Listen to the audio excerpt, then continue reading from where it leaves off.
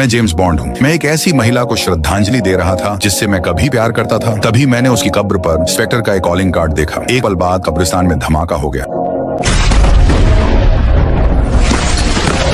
किसी तरह मैं बच गया। मैंने तुरंत मैडेलिन को फोन किया, लेकिन उसने उठाया नहीं। मैं दिल थाम कर घर की ओर दौड़ा। अचानक पीछे से एक कार मेरी ओर तेजी से आ रही थी। मैंने सहज प्रतिक्रिया में एक पत्थर के खंभे के पीछे छलांग लगा दी। फिर सामने से एक मोटरसाइकिल आई। मैं दोनों तरफ से घिर गया था। मैंने दीवार से लटक रही बिजली की केबल पकड़ी और खुद को नीचे की ओर झुला दिया। तभी हवा में मैं उस एक आंख वाले आदमी से टकराया जो बाइक पर था। मैंने उसे प्रतिक्रिया का मौका नहीं दिया। मैंने उसे जोर से गिराया, जमीन पर दबा कर रखा। उसने जमीन पर पड़े पड़े भी मुझे ताना मारा। मैडेलिन वो इंस्पेक्टर की बेटी है। मैंने उसे बेहोश कर दिया। उसकी मोटरसाइकिल ली और घर की ओर दौड़ा। मैंने इंजन को पूरी ताकत दी और एक रैंप से छलांग लगाई। हवा में उड़ता हुआ उतरा और घर की ओर तेजी से बढ़ा। जब मैं वापस पहुंचा और मैडेलिन को देखा तो शक होने लगा। मैंने उससे सामना किया। उन्हें कैसे पता चला कि मैं यहाँ हूँ? वो पूरी तरह हैरान लग रही थी। मैंने पहले उसे वहाँ से निकालने का फैसला किया। कार में बैठते ही उसने कहा कि उसे मुझे कुछ बताना है, लेकिन पूरा बोल पाती कि पीछे से दो गाड़ियां हमें जोईने लगी। तभी उसके फोन पर मैसेज आया। स्क्रीन पर सेक्टर का लोगो चमका। ये ब्लोफील्ड है मेरे प्यार। उसने कसम खाई कि उसने कभी मेरे साथ धोखा नहीं किया, लेकिन मेरे शक और गहरे हो गए। तभी एक सेक्टर की गाड़ी सामने से आई। मैंने स्विच दबाया, स्टीयरिंग को जोर से घुमाया और कार के पीछे से विशेष विस्फोटक स्पाइक्स की लाइन निकल गई। उनकी गाड़ी तबाह हो गई। मैडेलिन फिर समझाने की कोशिश करने लगी, लेकिन बीच में ही एक हिटमैन ने टक्कर मारकर रोक दिया और लोग आए मेरी कार पर गोलियां बरसाने लगे। क्यों ने इस कार को मजबूत बनाया था, इसलिए पहले तो वो सहन कर गई, लेकिन उस एक आंख वाले आदमी की सब मशीन गन की गोलीबारी से कवर छूटने लगा। मैडेलिन डर से कांप रही थी। उसने मुझसे कुछ करने की गुहार लगाई। मैंने फैसला किया। मैंने उस पर भरोसा किया। ठीक है, मैंने हेडलाइट्स के पीछे छिपी जुड़वां गैटलिंग गनों को सक्रिय किया और जगह पर घूमते हुए ज्यादातर हमलावरों को मार गिराया। फिर मैंने सफेद धुएं का घना बादल छोड़ा ताकि उनकी नजरें बंद हो जाएं और हम किल जोन से निकल गए। मैं सीधे ट्रेन स्टेशन की ओर कार दौड़ाई और मैडेलिन को जाती हुई ट्रेन में चढ़ा दिया। ट्रेन में चढ़ते वक्त उसने मुझसे एक सवाल पूछा, मुझे कैसे पता चलेगा कि तुम ठीक हो? मैंने जवाब दिया, नहीं पता चलेगा। वो मुझे कभी नहीं दे पाएंगे। वो पहले से ही मेरी संतान को ले जा रही थी।